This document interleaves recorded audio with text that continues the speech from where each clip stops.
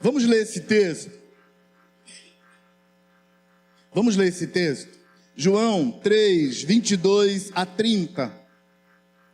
Eu conto até 3 para vocês começar no 22. Quando o 30 entrar, você já segue lendo. Aliás, quando o 23 entrar, você segue lendo 24, 25 até o 30. 23 a 30. Tá pronto? Vamos lá? 1, 2, 3, vai.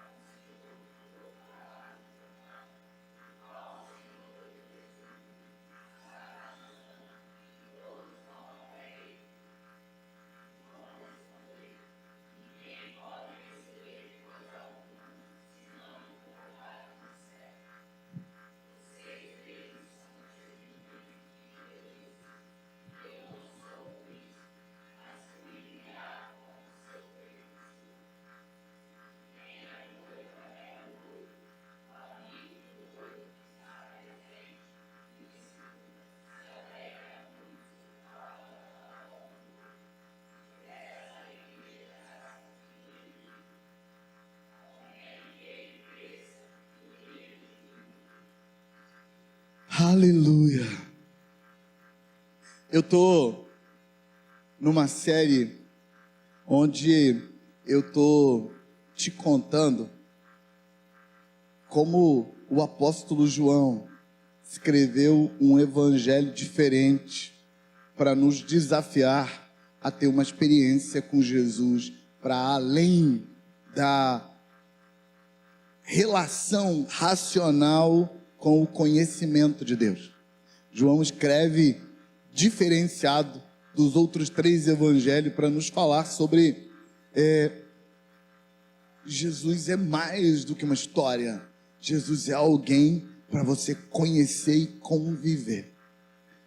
Mas antes de te dizer por que João escreveu esse texto, me deixa explicar o que João escreveu nesse texto. Antes de explicar o porquê, me deixa te contar o quê? Esse texto fala de 2 lugares de batismo, dando uma certa impressão de concorrência. O versículo 22 diz, pode botar na tela para mim. Depois disso, Jesus foi com seus discípulos para a terra da Judéia e ali permaneceu com eles e batizava. Diga assim, Jesus e os seus discípulos batizavam. Olha o versículo 23. João também estava batizando em Enom, no outro lugar, perto de Salim, porque ali havia muitas águas e o povo se dirigia para lá e era batizado. 2 lugares de batismo. João está nos contando desses 2 lugares. Lembra que primeiro eu vou te falar de o quê, para depois te dizer o porquê. O que João, o evangelista, está falando? Ele está falando que haviam 2 lugares de batismo. Jesus batizava em um lugar, João Batista batizava em outro lugar. E nesse texto diz que havia um sentimento de concorrência entre os 2 lugares. Jesus não estava fazendo concorrência nenhuma. Por que não? Porque o que Jesus tinha, falando humanamente, foi dado por João. João veio antes de Jesus, alguns anos antes, e João construiu uma estrutura. João tinha multidões andando com ele. E a Bíblia fala disso mesmo, multidões, muita gente. E a Bíblia fala que esse povo que vinha até João, vinha de toda a Israel, e região circunvizinha. E diz que vinha gente de outros lugares mais distantes para serem batizados por João. Um dia, depois que João já tinha consolidado um ministério de anos, que João tinha muita gente com ele, mas muita gente mesmo, a ponto disso preocupar as autoridades judaicas. Tinha gente preocupada porque tinha gente demais andando atrás de João. O nível de influência popular dele era muito grande. E isso preocupa político. Os políticos querem saber quem é que você anda escutando, porque eles querem saber se eles conseguem influenciar quem influencia você. E se eles não conseguirem, isso é preocupante. João causava preocupação aos políticos, às autoridades da região. E aí, num dado momento, Jesus chega e João aponta para Jesus e fala: lembra que eu falei que vai vir alguém? Chegou, é ele. Muita gente larga João. E quando eu falo de muita gente, não era todo mundo. É tipo 99,9% das pessoas. Não, 99,99% das pessoas foram atrás de Jesus. Quem ficou foi menos de meia dúzia de gato pingado. Que eu consigo provar mesmo que ficou, foram 2. O resto foi tudo atrás de Jesus. Então, para Jesus não tem concorrência. Por quê? Porque tudo que ele tem foi João que deu. Então vamos concorrer com o quê? Para João também não tem concorrência. Porque tudo que ele deu para Jesus, ele deu porque quis. Jesus não pediu nada para ele, foi ele que mandou o povo todo atrás de Jesus. Então não havia concorrência entre João e Jesus, mas havia concorrência entre o povo. Porque, gente, é um bicho difícil de criar em casa, que ama comparar. E essa concorrência foi jogada na cara de um dos discípulos de Jesus. Jesus está batizando numa região, João está batizando em outra, e 2 discípulos de Jesus tiveram uma experiência ruim com um terceiro grupo. O texto chama esse grupo de judeus. Judeus podiam ser os essênios, podia ser os zelotes, podia ser os herodianos, qualquer um dos grupos judaicos que faziam parte do judaísmo, podia ser esse grupo que bateu boca com os discípulos de João. Mas no bate-boca, estavam discutindo religião, discutindo religiosidade, dizendo: a minha é melhor que a sua é pior que a sua tem isso que a minha tem aquilo que a sua não tem. Eles estavam batendo boca. E os discípulos de João estavam ganhando a discussão. Discípulo de João era normalmente um tipo de crente turrão. Sabe aquele crente turrão que gosta de discutir, bater boca e gosta de ganhar discussão? Que estuda só para conseguir saber mais do que o outro. O discípulo de João era desse nível. E os discípulos de João estavam ganhando desse outro. Vamos imaginar que esses outros eram fariseus, por exemplo. E os discípulos de João batendo boca. Não, porque os fariseus estão em baixa, os seguidores de João é que estão em alta. E os fariseus não, os seguidores de João são um bando de traidores, que chegaram agora, não sabe de nada. E nesse bate-boca, os discípulos de João ganham na teologia. E os discípulos dos fariseus jogam baixo. E jogam baixo enfiando o dedo na ferida. Isso é uma técnica antiga de ganhar discussão. Quando você estiver perdendo, enfia o dedo na ferida do outro. Aí bate boca. Cada um vai para um lado com raiva e não fica estabelecido quem ganhou. É um jeito de empatar. Isso é antigo já. Aí o que acontece? Eu sei que vocês estão rindo, que estão lembrando das últimas eleições, não é? Sabia. Os discípulos de João Batista estavam ganhando a discussão. E aí os discípulos dos fariseus resolveram enfiar o dedo na ferida. E que ferida que eles enfiaram o dedo? Eles disseram assim: vocês são bons é nada. Todo mundo foi atrás do tal do Jesus e ele está batizando 10 vezes mais que o João. João é jogo perdido. Ninguém quer nem disputar com o João mais. Porque agora o negócio é o tal do Jesus. Não é que deu certo? Os meninos ficaram magoados e voltaram para João, cheio de dor de cotovelo.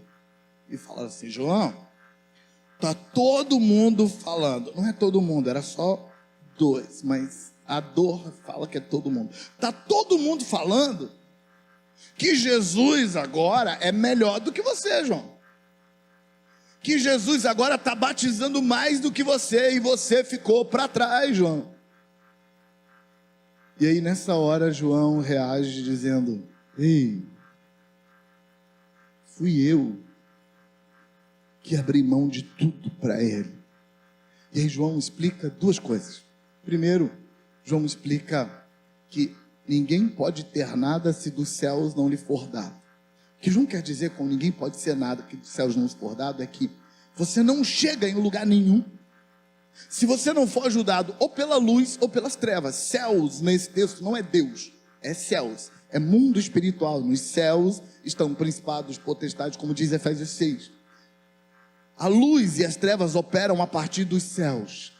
E o que João Batista está dizendo é que qualquer um que conseguiu um lugar, um espaço, qualquer um que cresceu, qualquer um que avançou, qualquer um que foi longe na vida, ou foi ajudado por Deus ou foi ajudado pelo diabo. Não, pastor, a pessoa é inteligente, ela conseguiu. Conhece um monte de gente inteligente e capaz que não foi a lugar nenhum? Eu conheço. Então não é a capacidade, é a conexão com o sobrenatural. É o sobrenatural que vai fazer você ir longe, ou a luz ou as trevas.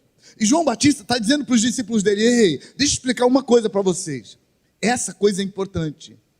Eu quero crescer quando Deus quiser que eu cresça.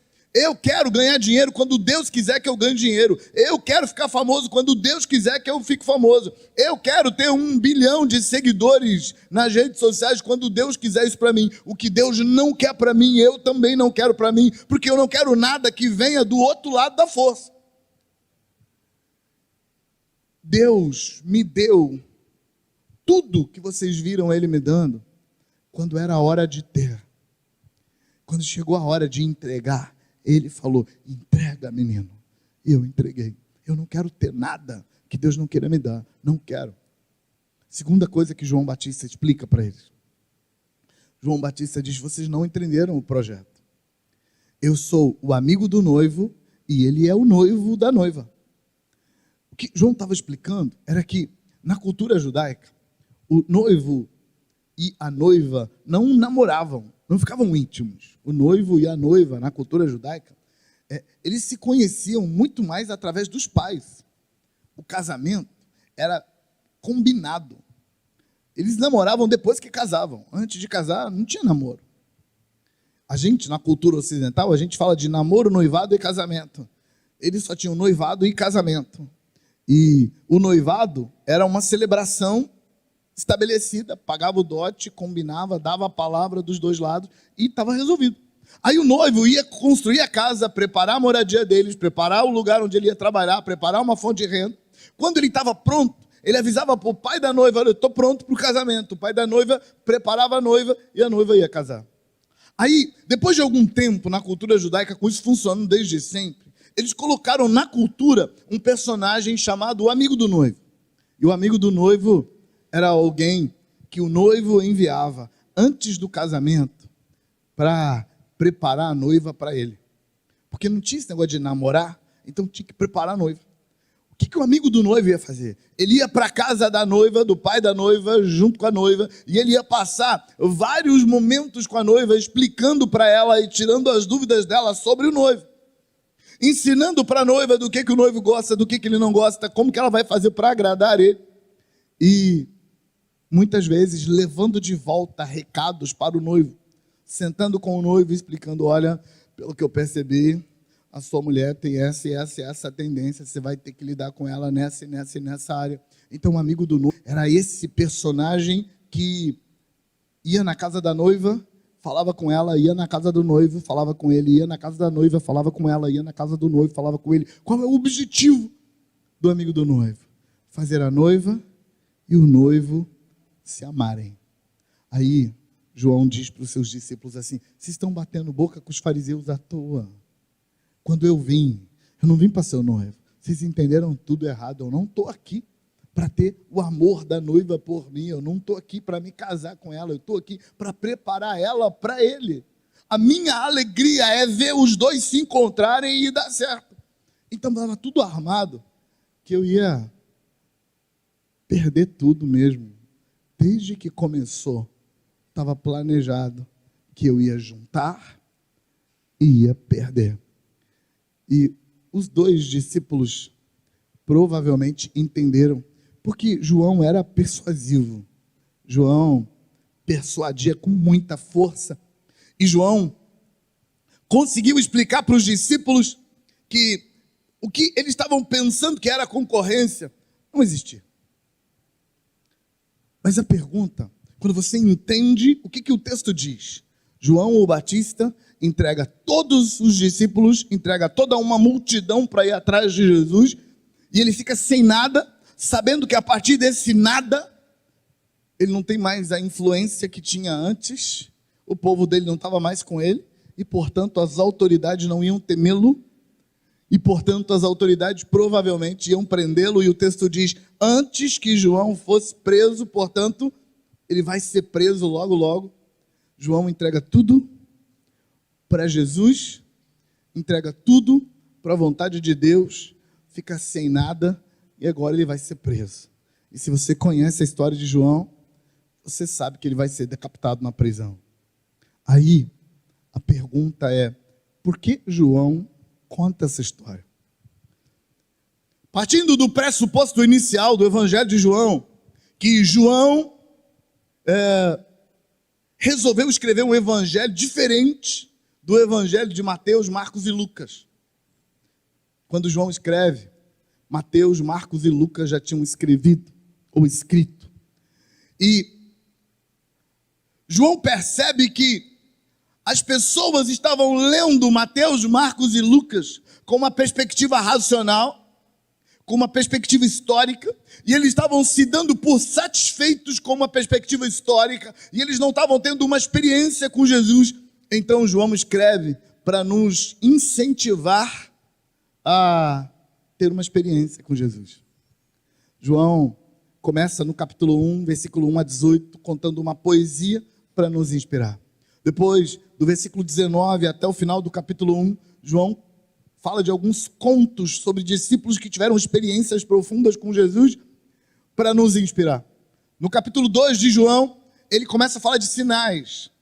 Todo o capítulo 2 é sobre sinais, manifestações sobrenaturais, para nos lembrar que as manifestações sobrenaturais existem para nos inspirar a querer ter uma experiência com Jesus. Aí, ele chega no capítulo 3, e no início do capítulo 3, ele fala sobre a palavra de Deus como alguma coisa que transcende, como alguma coisa que vai além da letra, como alguma coisa que é sobrenatural. Na conversa de Jesus com Nicodemos, Nicodemos era o doutor da lei, que entendia bem a letra, e Jesus desmonta toda a letra de Nicodemos, dizendo para ele, você precisa nascer de novo. E Jesus pega um versículo, arranca do contexto que não tinha nada a ver, e usa aquele versículo para dizer, assim como a serpente de bronze foi levantada no deserto, o Filho do Homem será levantado, e todas as pessoas vão ser abençoadas que crerem nele, para ajudar Nicodemos a entender que a palavra de Deus não é só a letra que enche a cabeça, a racionalidade, tem uma sobrenaturalidade nela. E aí a gente chega na segunda parte do capítulo 3, onde João vai nos mostrar uma nova perspectiva para nos inspirar a ter uma experiência com Deus. E que perspectiva é essa? O que João está usando agora para nos convencer que a gente devia dar uma chance para Jesus para ter uma experiência com Ele? João está usando o sacrifício. Sabe, a gente que é racional não consegue entender, porque isso é um fenômeno psicológico. É um fenômeno, ver o outro sofrer, nos convence de que o sacrifício dele garante que o que ele está dizendo, o que ele está fazendo, vale a pena. Tem uma perspectiva histórica no estudo de missões e no estudo da história da igreja, que muita gente percebeu isso observando a história da igreja.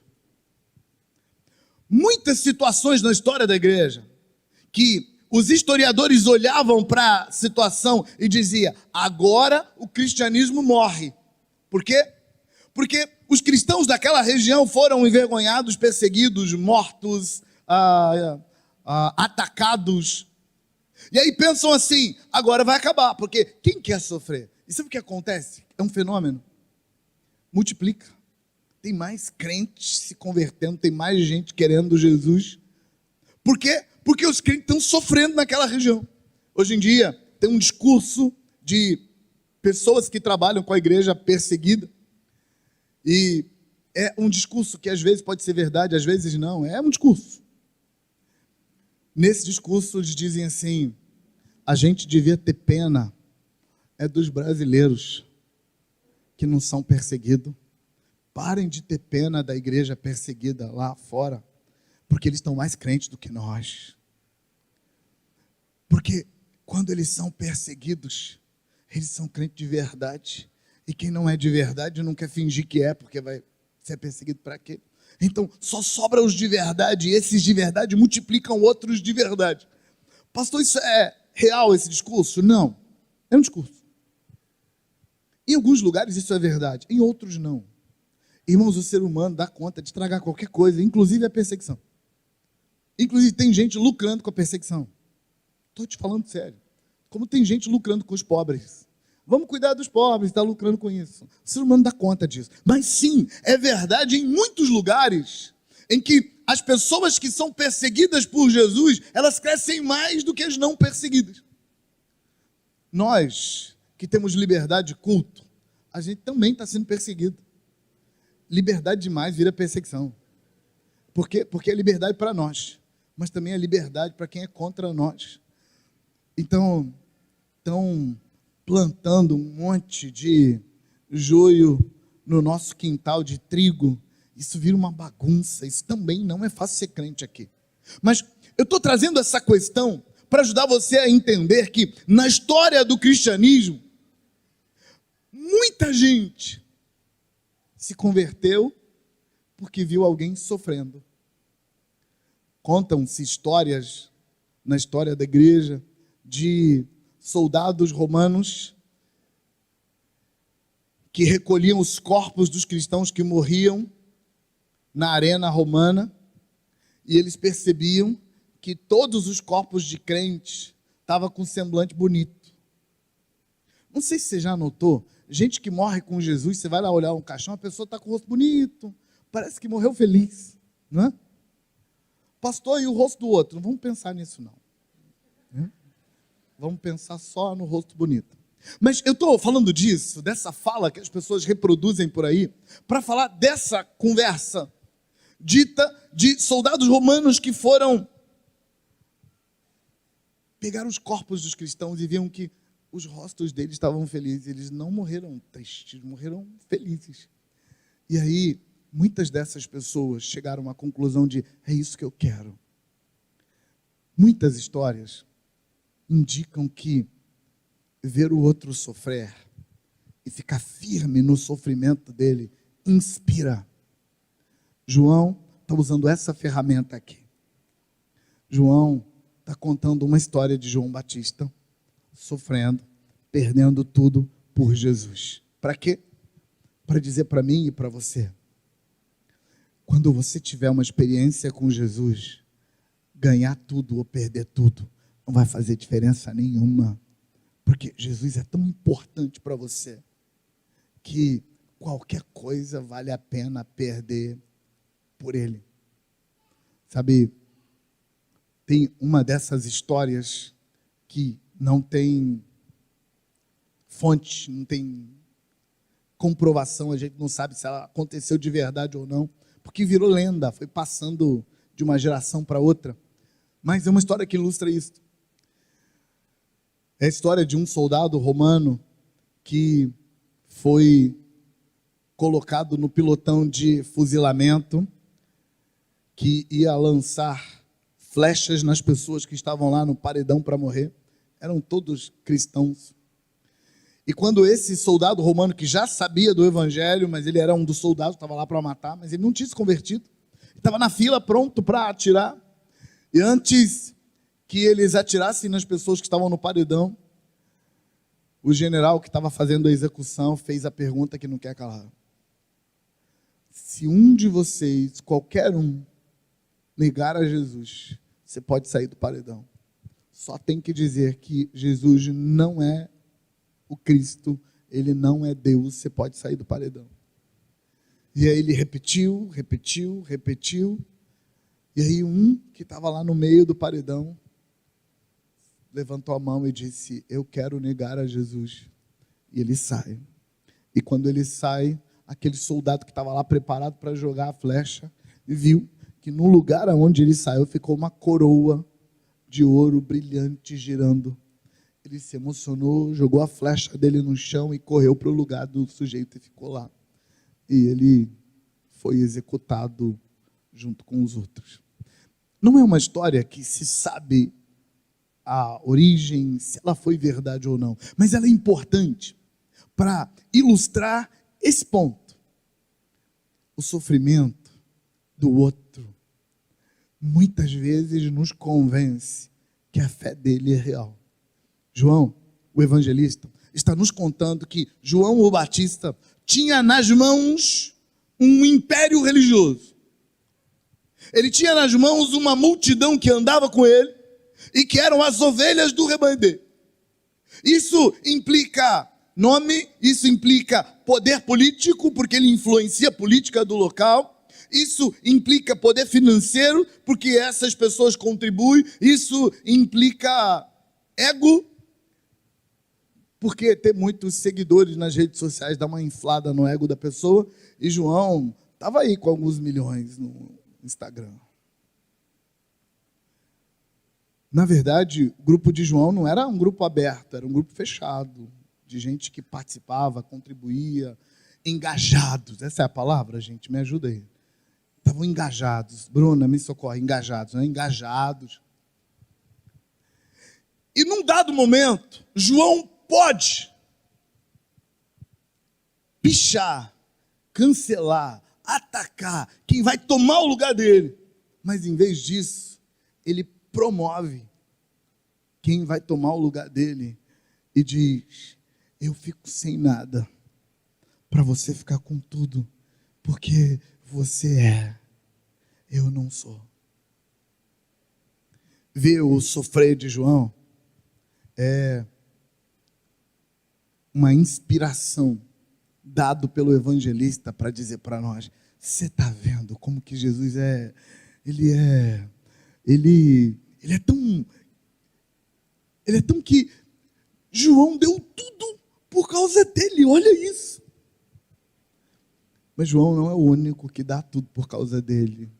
João não é o único que se arrisca por causa dele. João é só o primeiro de uma série de gente que vai aceitar morrer por causa dele. João o evangelista está falando disso com certeza, porque a sequência do texto são palavras dele. Continua na tela comigo. Põe na tela para mim. Ainda nesse capítulo 3, na sequência, a gente leu até o versículo 30. Vamos ler do 31 ao 36 comigo. Eu vou contar até 3 e você lê do 31 ao 36. E eu quero que você perceba nisso que o apóstolo João, escrevendo no evangelho dele, ele está explicando o que acaba de colocar através da vida de João. Olha a fala dele. Vamos ler junto. Voz de coro. Versículo 31 eu conto até 3, depois até o 36 você vai ler sem eu contar. 31, 2, 3, vai.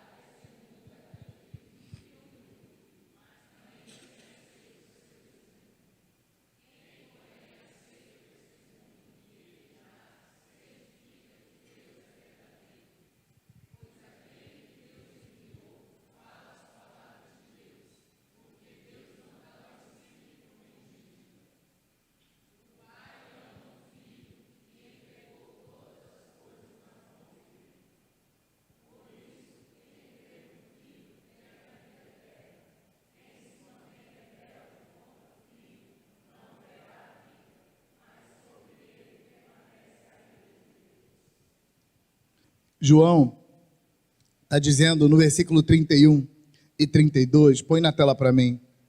Quem vem das alturas certamente está acima de tudo. Quem vem da terra é terreno e fala da terra. Quem veio do céu está acima de todos e dá testemunho daquilo que viu e ouviu, mas ninguém aceita o seu testemunho. João está dizendo que Jesus é esse alguém superior. E João está dizendo, quem percebe que Jesus é mais, não é quem entendeu racionalmente, é quem tem uma experiência. Porque naturalmente, nós não vamos conseguir ver Jesus só com raciocínio lógico. Nós vamos precisar de uma experiência com Ele. Aí, ele diz que é natural que as pessoas não aceitem o testemunho dele. Mas o versículo 33 é a chave para isso. Põe o 33 na tela para mim. Quem, porém, aceita o testemunho que ele dá, certifica que Deus é verdadeiro. João, o evangelista, está dizendo que quando as pessoas verem que o testemunho de João é tão real, é tão verdadeiro, João acredita tanto que Jesus é quem disse que Jesus é, João acredita tanto na experiência que ele teve com Jesus, que ele é capaz de sofrer por Jesus, pagar a conta por Jesus, tomar prejuízo por Jesus, morrer por Jesus. Quem está olhando isso percebe que a prova que o raciocínio lógico estava procurando de que Jesus de fato é alguma coisa a mais, essa prova não vem baseado em conhecimento lógico, essa prova vem por ver que o outro está pagando tão caro. Sabe, eu vou te contar uma coisa. Você que conhece Jesus e que tem uma experiência com Deus e vive para Deus, muitas vezes você é perseguido. Muitas vezes. Muitas vezes falam mal de você. Muitas vezes te chamam de crentezinho de meia pataca. Muitas vezes reclamam do seu tom de voz quando você ora. Mas aí, as coisas viram e aquela pessoa está num aperto, está numa confusão, está numa doença, está numa dificuldade. Para quem que ele manda mensagenzinha no WhatsApp pedindo oração? Para você. Por quê? Porque quando ele vê você passar os perrengues, os apertos, e você não larga Jesus, cria nessa pessoa uma percepção, tem alguma coisa nesse Jesus que eu não estou vendo. Por quê? Porque o fulano está lá, fulano está firme, fulano continua. João, o evangelista, apresenta João Batista como um exemplo disso. Ele diz, para João, o Batista, Jesus é tão real que ele está disposto a perder tudo. Deve ter alguma coisa aí. Mas eu quero que você nota que João não está apresentando João o Batista como prova racional de que Jesus é real. João o evangelista está apresentando João o Batista como inspiração para acordar em você uma perspectiva de eu também preciso ter uma experiência com Jesus. Ele está usando o sacrifício de João o Batista para dizer para mim e para você que tem um nível a mais, que você pode conhecer Jesus de um jeito que, mesmo que a sua racionalidade não o compreenda, mesmo que a sua racionalidade não o explique, mas você sabe que teve uma experiência, e você prova que teve uma experiência, dizendo, se tiver que morrer eu morro, se tiver que pagar eu pago, se tiver que ficar no prejuízo eu fico. Por quê? Porque ele vale a pena. E aí João fecha, dizendo no versículo 31, aliás, no versículo 36, com a expressão por isso. Ele diz, por isso, estabelecendo que, olhando o que acontece com João, a gente percebe que a nossa fé é uma decisão. A fé do outro, o sacrifício do outro, inspira a gente, mas a gente precisa decidir. E aí ele diz, por isso, quem crê no Filho tem a vida eterna. Quem se mantém rebelde contra o Filho não verá a vida, mas sobre ele permanece a ira de Deus. João fecha essa ideia dizendo: tem gente por aí inspirando você a crer. Tem gente por aí inspirando você a se posicionar com Jesus. Mas você pode olhar o testemunho dessas pessoas e decidir crer. Ou você pode olhar o testemunho dessas pessoas e dizer: não, eu não vou crer em Jesus. Mas João está dizendo que se você decidir confiar em Jesus, inspirado pelo testemunho dos outros, pela experiência dos outros, se você decidir confiar em Jesus, isso vai redundar em vida eterna para você. E se você, vendo o testemunho de outros, decidir duvidar, mesmo tendo o testemunho de outros, é isso que vai te levar à perdição. Porque você é salvo ou pela fé em Jesus, ou pela descrença dele. É só isso que conta ponto nas regiões celestiais. O que João está fazendo é só te inspirando. Mas essa inspiração pode te levar a crer. Ou não. E aqui eu quero aplicar isso para a sua vida de duas formas. Número 1, o Espírito Santo está desafiando você a olhar ao seu redor e ver que mundo afora tem gente tendo experiência com Jesus de verdade. O Espírito Santo está te desafiando a olhar ao seu redor e perceber que sim, tem muita gente dando escândalo, muita gente pecando, muita gente desviado, muita gente fingindo, mas também tem muita gente de verdade levando Deus a sério. E o Espírito Santo está te falando assim: que tal se você se inspirar em quem está levando Deus a sério e resolver levar também? Se você fizer isso, tem uma glória de Deus para você. Se você se inspirar em gente que está levando Deus a sério e disser: eu quero ter uma experiência com Jesus, eu quero ir além do raciocínio lógico, eu quero experimentar Jesus, eu quero conviver com Ele, eu quero uma experiência sobrenatural, e você começar a buscar essa experiência, ela virá. Essa é a primeira aplicação. A segunda é: Deus está precisando de gente que aceitem sofrer para inspirar outros. João, o Batista, é um exemplo de gente que paga a conta.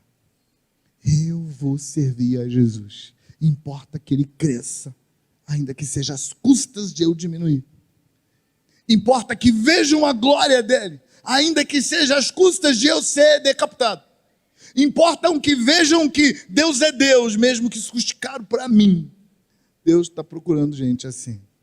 Sabe, irmãos, ninguém está pregando por aí, em religião nenhuma, a fala de Jesus em Mateus 16. E quando eu falo de religião nenhuma, eu não estou me referindo ao cristianismo. Estou falando de todas as outras religiões não cristãs.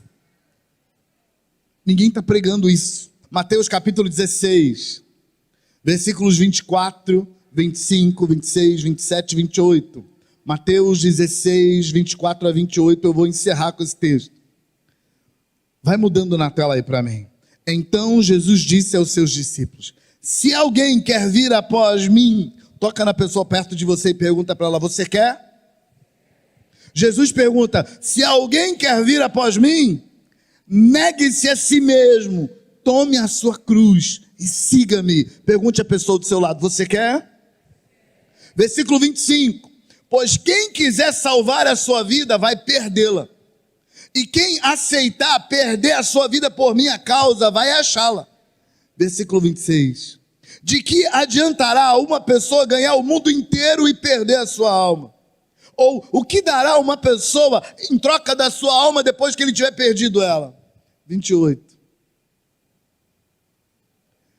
porque o Filho do Homem há de vir na glória de seu Pai com seus anjos, e então retribuirá a cada um conforme as suas obras. 28: em verdade lhes digo que dos que aqui se encontram, existe alguns que não passarão pela morte até que vejam o Filho do Homem vir.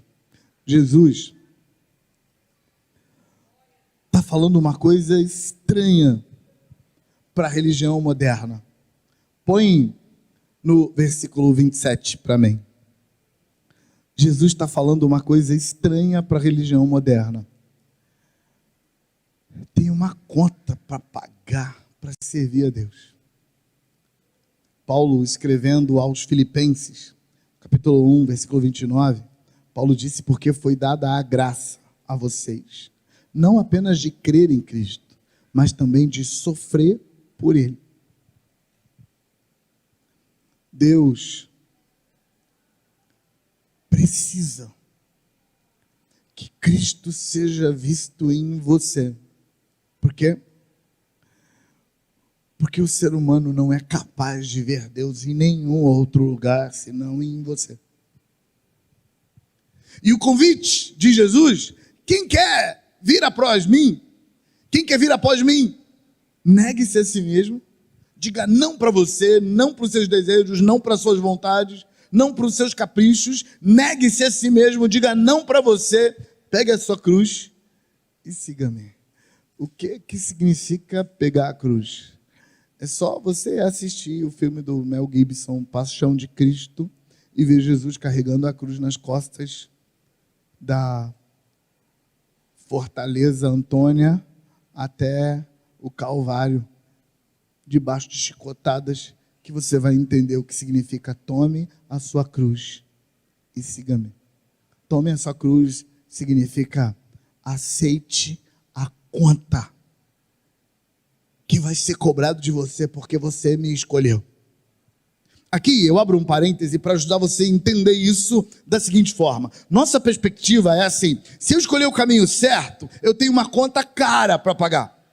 Aliás, se eu escolher o caminho errado, eu tenho uma conta cara para pagar. Mas se eu escolher o caminho certo, não tem conta nenhuma para pagar. A gente enfiou na cabeça, irmãos, que só tem conta cara para pagar se eu escolher o caminho errado. Mas sabe qual é a verdade? Qualquer caminho que você escolher tem uma conta para pagar. Aliás, diz isso para o seu irmão. Fala para ele assim: qualquer caminho que você escolher tem uma conta para pagar. Qualquer caminho que você escolher tem uma conta para pagar. Se você escolher o caminho certo, tem uma conta para pagar. Se você escolher o caminho errado, tem uma conta para pagar. Só que a natureza humana faz assim: a gente escolhe o caminho errado e diz: eu vou escolher o caminho errado, eu sei que tem uma conta para pagar, mas eu vou driblar ela para não pagar a conta e vou continuar no caminho errado. Aí um belo dia a gente toma vergonha na cara e fala: não quero caminhar no caminho errado, eu quero caminhar no certo. E eu vou para o caminho certo porque lá não tem conta para pagar. Tem uma doideira na gente de fugir das contas. Porque se está no caminho errado, a gente quer driblar para não ter conta. Se vai para o caminho certo, a gente quer acreditar que não tem conta porque o caminho é certo. Mas não importa. Para onde você for, tem conta para pagar. Tem conta. Sabe, uma irmã entra no meu gabinete chorando e diz: pastor, eu não aguento mais viver solteira. Dói demais. A solidão mata a gente. E eu falo: vamos orar para Deus te dar um casamento, minha irmã. E a gente ora para Deus dar um casamento para a irmã. Aí a irmã sai do meu gabinete e entra uma outra irmã casada. E ela diz: pastor, não aguento mais essa vida de casada. A gente sofre demais. A gente não tem vida. Querem controlar a vida da gente. Aí não posso orar para Deus tirar o casamento dela. Eu sei, vocês que são gente assim racional, objetiva, pensam assim: troca, né? Tira o que uma está reclamando, dá para outra e, né? Vamos ser felizes. Mas sabe qual é o problema? É que daqui a 2 semanas as duas vão estar reclamando no meu gabinete das mesmas coisas. Porque as pessoas não querem aceitar um fato simples. Vai viver solteiro? Tem conta para pagar, conta de solteiro. É caro ser solteiro.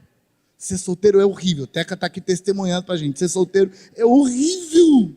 Não é coisa boa, não. Ser solteiro é horrível. Aí você casa. E ser casado é horrível.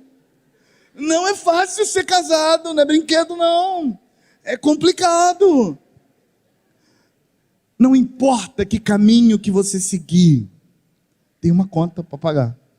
Quando Jesus fala, fechei o parêntese.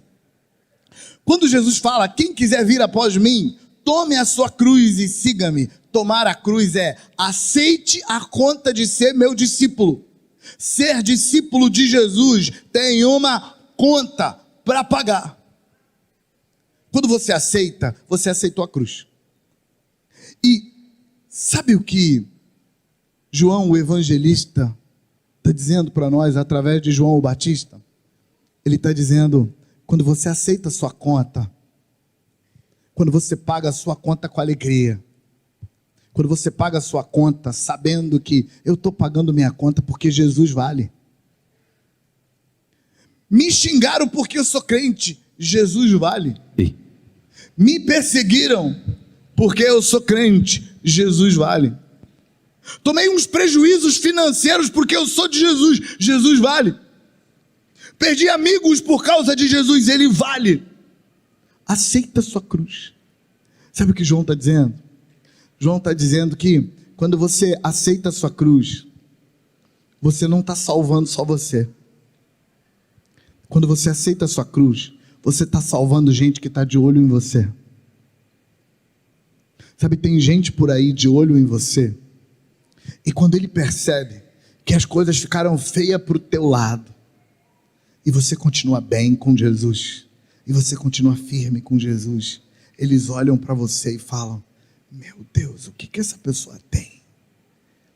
E vê isso em você, vê que no meio da tormenta você está em paz com Jesus, no meio da perseguição você está em paz com Jesus, vê isso, inspira a pessoa a querer ter um encontro com o seu Jesus.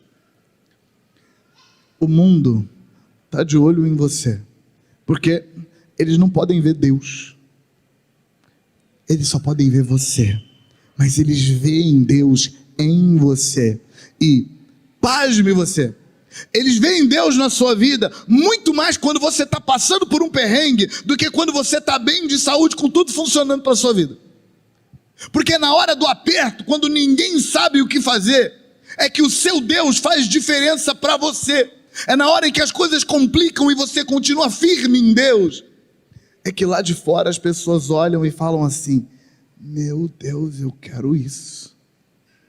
Não o sofrimento, a serenidade. Não o problema que a pessoa está passando, mas como se resolve. E hoje eu queria te fazer 2 desafios. Desafio número 1, eu quero desafiar você a buscar uma experiência com Jesus, porque esse é o desafio dessa série inteira. Esse é o desafio do Evangelho de João. O Evangelho de João é um desafio para você ter uma experiência com Jesus. O Evangelho de João é um convite para você parar de ver Jesus como um personagem histórico e ver ele como o seu Jesus. Esse é o primeiro desafio. O segundo desafio é para você ser instrumento de Deus e mostrar para o mundo Jesus, inspirar o mundo a querer o Jesus que mora na sua vida.